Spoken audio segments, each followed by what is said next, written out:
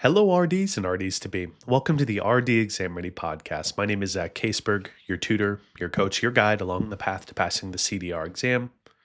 My biggest passion is to help RDs and RDs to be just like you to know how to effectively pass the CDR exam. And if that sounds like you, then hey, you're in the right place. One thing that I think about for dietetics all the time is I always think about the concept of intake. It's something that pops up a lot in our field. In our field, we're intaking things constantly. We're intaking knowledge, such as evidence based guidelines that are going to adjust our care. We're taking information related to a patient's intake. We're taking information about the intake of what foods people eat in their day to day. Intake is something that's repeating all over dietetics all the time. And it really repeats when you're building up PES statements, which stands for problem, etiology, and signs and symptoms. You have three domains in which you can classify problem statements for your PES statements. And there's always this image that floats around. It's that kind of diagnostic terminology page. You can probably imagine it.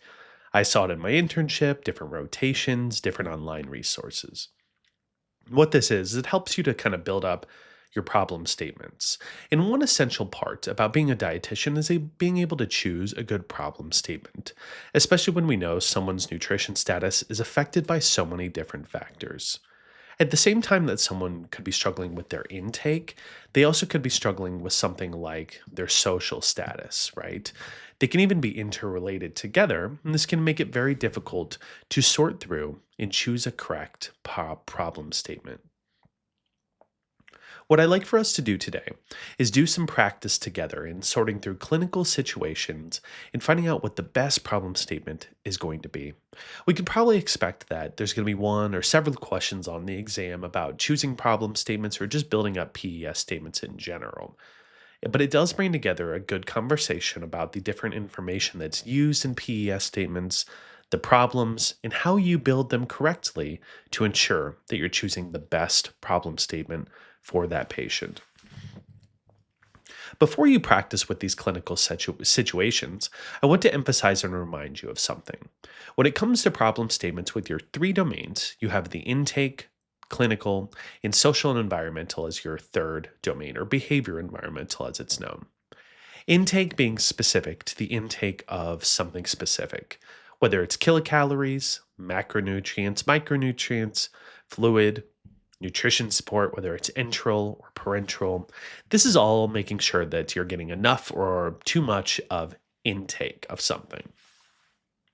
Clinical diagnosis is going to be something more specific to a functional, biochemical, or a weight based diagnosis. Examples of this would be the clinical diagnosis of breastfeeding difficulty or swallowing difficulty, biochemical issues such as imbalance of potassium in the blood or a food and medication interaction, and then a specific weight diagnosis, which would be something like obesity, underweight, or unintentional weight loss. Finally, your behavioral environmental domain would be something that has to do with the knowledge and beliefs, physical activity, and function in food safety. Usually, it's going to be related to things like a food and nutrition knowledge related deficit. The patient does not know how to eat a heart healthy diet. It could be things such as inadequate physical activity or overactivity, and even things such as intake of unsafe foods or limited access to food when you hear all those problem statements. So, once you hear all this information, you go, yeah, that's a lot that can be interconnected. Let's talk about a patient and really set the stage here. Let's say I have a male patient who is admitted to the ICU for a hypertensive emergency. He is morbidly obese, and upon assessment, I learned that he has overconsumption of calories, he has a high potassium in his blood, and he doesn't know how to eat properly for his comorbidities. Let's break down each of these and let's classify what would fit into which domain. Let's start with the morbid obesity. Which domain would that fit in already to be? Since this is going to be a clinical diagnosis, this would have to be in the clinical domain in this case. What about overconsumption of calories? Say he consumes 150% of his needs. Which domain of problem statements would that fall into? Well, that would be your intake domain, right? He has high potassium levels. Which domain would this fit into? Well, since it's a lab value, I would put it with the biochemical related stuff, and that would fall into the clinical domain there again. Finally, patient has a knowledge deficit of how he should be eating for his comorbidities. Which domain would this be? Behavior and environmental, of course. As you can see, with a single patient, you can have multiple nutrition problems that fall into all three domains sometimes. Many of us would take the approach that this patient's obesity and other comorbidities are likely caused by a behavioral issue, right? That he may not know how to eat for his diet. He may not be able to manage his comorbidities. And a lot of us would say probably that if he improved his diet, he may improve his comorbidities and his obesity. These are all true statements. But is it the best thing when it comes to a primary nutrition problem? No, it is not. When you're trying to prioritize your nutrition problem, the Academy of Nutrition and Dietetics recommends prioritizing your intake domain. And that's mostly due to the fact that as dietitians, the thing we can have the most influence on is to improve someone's nutrition status, to prevent malnutrition, and intake is directly related to preventing malnutrition. So it's something we can have the most influence on. It's our big professional goal. So for this patient, what I would probably prioritize is his intake instead of his I would prioritize his intake due to overconsumption of calories as my primary nutrition problem. I'm going to prioritize intake because, again, the Academy wants us to prioritize intake first. Now, his morbid obesity is possibly leading to his hypertensive emergencies too, but it's not his primary nutrition problem. But his overconsumption of calories, yes, this could contribute to his obesity. It could contribute to high levels of potassium. It could contribute to his knowledge deficit, as you can see. So what we can kind of see here is I prioritize overconsumption of calories because it falls into the nutrition intake domain. When we encounter questions like this on the exam that are similar to this, what I want you to do is to take all of those nutrition problems and categorize them under one of the domains: intake, clinical, or behavioral. Critically think about them in the question. Look for clues that they're leading to that might say what is the primary problem for the patient, and that's going to help sort through to find the best nutrition problem there. Let's set up another clinical scenario. A 17-year-old female with type 1 diabetes is referred to an outpatient dietitian for nutrition counseling. Upon assessment, you learn that she was recently admitted to the hospital for hypoglycemia, requiring a glucagon shot. She reports an inconsistent eating pattern, often skipping breakfast, and she does not consume carbohydrates at all meals and snacks. She is consistent with her insulin regimen. What would be the primary nutrition problem? Now I'm going to give you 4 answers, and I want to see if you can work through it a little on your own. Would it be A, underweight, B, disordered eating pattern, C, altered nutrition related lab value for glucose, or D, inadequate carbohydrate intake? For this patient, we look at each answer and we think about each of those nutrition problems and we categorize them. So help me to categorize them a little bit, right? Let's start out with our underweight. So this is going to be in the clinical domain, right? Disordered eating pattern. This would be in the behavioral area. Altered lab value. Well, that's going to be related to a clinical.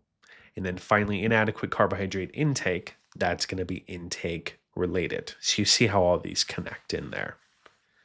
Now, let's kind of think about these answers a little bit and see what we can find with our best in that case.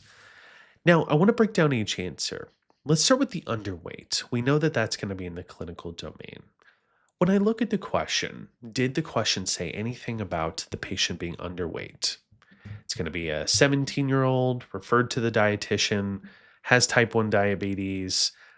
She was recently admitted to the hospital. But one thing it hasn't told me in this question is what her weight is or what her BMI is. So truly, I don't think I want to go with underweight as an answer because I don't know if she's underweight or normal weight or overweight. I have no idea at all. So I would go ahead and I would remove that one. Now for B, disordered eating pattern. She does report an inconsistent eating pattern, so that does fit with the nutrition problem. It is behavioral that would kind of fit with that problem statement too. And also, it could kind of factor into her intake. Let's hold on to that one. Altered nutrition related lab value for glucose. Now, this is a true statement that when she went to the hospital, she had a low glucose and she had this altered lab value, right? It's been low, and that is a nutrition problem that she has. However, is it her current nutrition problem in our office? Is that the problem? Is the problem right now today that she has hypoglycemia? Well, no. It was her previous admission, and I'll bet that was a really great nutrition problem when she was admitted to the hospital. But when we're seeing her an outpatient right now, it's not going to be an appropriate nutrition problem for her. So I don't think we're going to keep that. We're going to remove that here. Now, when I go and look at answer D is going to be inadequate carbohydrate intake. And I believe this is going to be my best fit for a few reasons. She often skips breakfast and she does not consume carbohydrates at all meals and snacks. Not eating enough carbohydrates would fit into the intake related diagnosis. And between those four answers, what would you feel better with? Well, I would feel better with answer D for a few reasons. One is we know that the low carbohydrate intake is contributing to her hypoglycemia. Plus, she has type 1 diabetes, right? That could kind of be it there a little bit. Okay. Or we could kind of see that, hey, we're not eating enough carbs, her blood sugars are dropping, but she's taking plenty of insulin. So everything's kind of going low there. Okay. We knew that underweight wasn't going to be a good fit just because we had no data to really base that on. So I chose answer D based on the fact that it was intake related, and it did seem to fit well to be the primary nutrition problem. If she is keeping up with her insulin, but she's not eating carbs at all her meals, well, then her blood sugars are going to stay low because the insulin is going to keep removing glucose out of her blood. Her blood sugars are going to go low, and she's not going to be feeling too good. Okay. So that's going to be our best nutrition problem for that one. Let's set up another scenario. Number 2, an unhoused male patient is admitted to the hospital with hyperemesis due to foodborne illness. Upon assessment, the dietitian learns that the patient meets 100% of his calorie and protein needs, but has no teeth. He eats 3 meals per day, but most of his meals come from food thrown in the trash at local stores and restaurants. The foods that he eats are often past their expiration date. What is the primary nutrition problem? Is it A, inadequate energy intake, B, excessive energy intake, C, biting and chewing difficulty, or D, intake of unsafe food? So let's break down each of these nutrition problems from the question. He meets 100% of his calorie and protein needs. Okay, that doesn't seem like a nutrition problem for me. Seems like he's meeting his needs just fine. He has no teeth.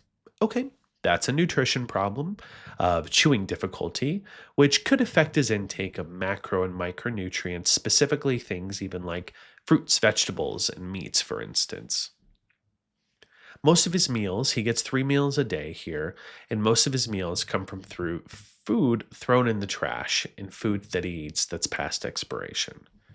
Okay, now when I hear that piece about the food being thrown in the trash and past the expiration, I already started thinking that this may be contributing to his foodborne illness and his hyperemesis, his reason for admission. So let's break down the answers for inadequate intake of each of these. So for A, inadequate in energy intake. This does not seem to be the problem because we learned he's meeting 100% of his energy needs. So off the bat, you can already remove that because you know it's not going to be a good fit here.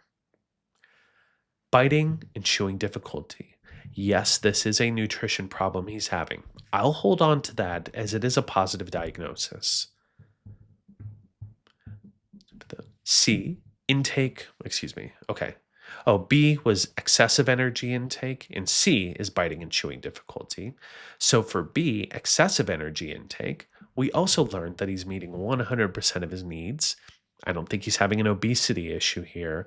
So really, I don't think excessive energy intake is a good fit. I would remove answer A and B. C was biting and chewing difficulty, which I would hold on to. And D is intake of unsafe food. Between C and D, RD to B, which one should I prioritize? Well, C is going to be a clinical issue. Indeed, it's going to be, and then D is going to be something that's behavior environmental. So it's kind of a wash. Neither of them are actually intake related. Even though that D says intake of unsafe food, it actually falls into the behavior environmental domain and not into intake. So I know that's confusing, but no, it's actually a behavioral issue. So when I look at why he was admitted and I look between answer C and D, I would say my best answer would be D, intake of unsafe food. And I say that because it's primarily contributing to his nutrition problem and to his reason for admission. Yes, he is having chewing difficulty. That's a true statement and it is a problem. However, is it hindering his ability to meet his nutrition needs? I don't think so, especially when he was meeting 100% of his energy and protein needs. I don't think chewing difficulty is the problem.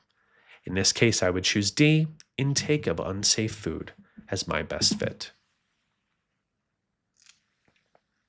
One more here for our day. We have a 10-year-old male patient with the primary complaint of fatigue. His past medical history is positive for pneumonia, failure to thrive in childhood, chronic kidney disease, and requirement of a bone marrow transplant. His BMI is in the 10th percentile.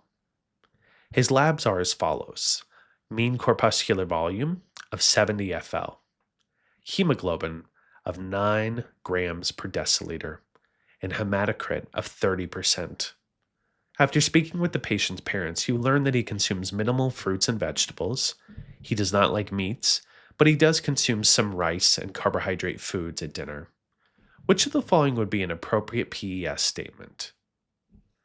Let's go through 4 answers here. And before we break down those 4 answers, let's talk through the question itself. Let's set it up, right? Okay, so primary complaint of fatigue, past history of pneumonia, failure to thrive, chronic kidney disease, and required bone marrow transplant. Okay, 10th percentile for BMI. So we kind of got this picture that he is pretty close to being underweight. He has a past medical history that shows his blood is just a little bit messed up. His growth does not seem proper, especially with the failure to thrive. And he probably does not have the best immune system with the past history of pneumonia. For his labs, remember with labs, let's write these down together. Write these down with me. Mean corpuscular volume of 70 FL. Okay, so tell me, folks, high, low, normal. 70 FL, mean corpuscular volume, is the size of the cell. 70 feels low, means the cells are going to be small, very itty bitty. Hemoglobin of 9. Well, I don't really know what the correct hemoglobin is for a child, but if I just went with adult male, this is going to be pretty close to low, I would say there. It's going to be quite low, actually, now that I think about it, because isn't normal reference like 14 to 18 for adult males for hemoglobin? So if he has a 9, oh boy, he's got very low hemoglobin. Okay. Hematocrit of 30%, meaning this is the percentage of kind of red blood cells packed in blood there. 30%, that seems really low as well.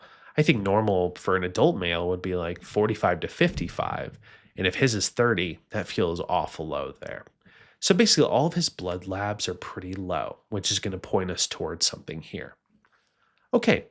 And then he also doesn't like meats, minimal fruits and vegetables, does a little rice, carbohydrates at dinner.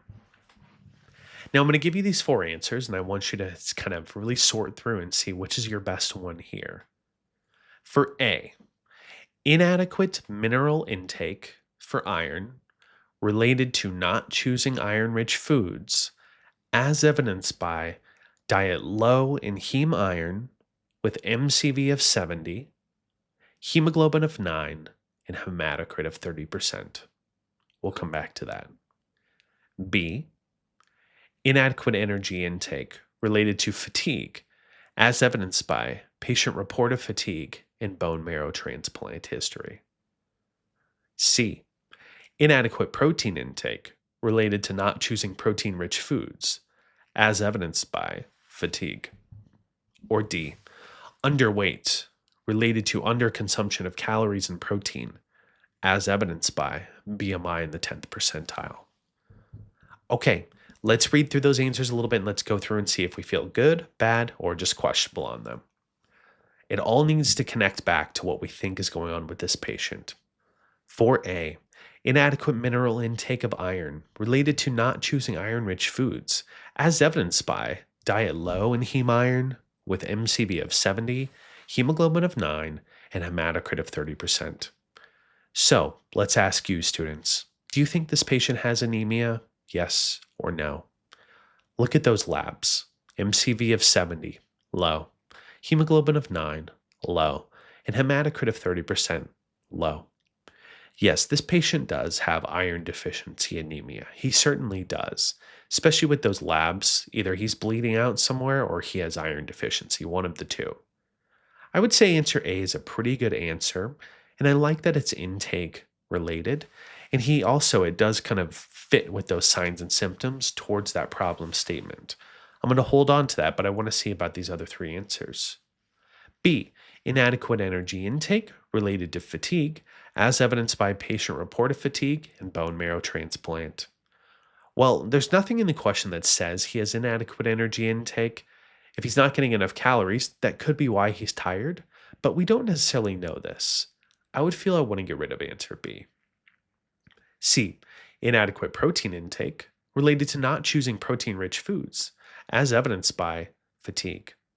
Once again, same as B here. Although he doesn't like a lot of meat, I don't know if he does enough protein, for instance, but probably doesn't. And then also, would the inadequate protein intake lead to the fatigue? Probably not. In general, if you're not eating enough protein, yeah, that can make you fatigued, especially during athletics and things like that. But really, it's carbs that provide the most readily a form of energy, and kilocalories are an energy source too. So it kind of makes sense here of how that works. I don't think C's a good answer. D, underweight related to underconsumption of calories and protein, as evidenced by BMI in the 10th percentile. I don't think this is a terrible answer, but I don't think I have enough information to say that he has underconsumption of calories and protein. So I would say between answer A, which was inadequate mineral intake, and D, underweight, I would say in this instance, my best answer will be A. So how did you feel in that RD to B? Was it good to go through some clinical scenarios a little bit and walk through and try to decide how to find that best problem statements? I sure hope that it was. I hope that you took something from this lesson. That's going to be a wrap today, but I hope you watched, listened, learned, and enjoyed today's show. Remember that passing this exam is a journey. We all need assistance along the way. Do yourself, do me a favor, hit the subscribe button, check out the RD Exam Ready YouTube page, tell other studying students, rate, review, help spread the word. And remember, as always, happy studying to you, RD to be.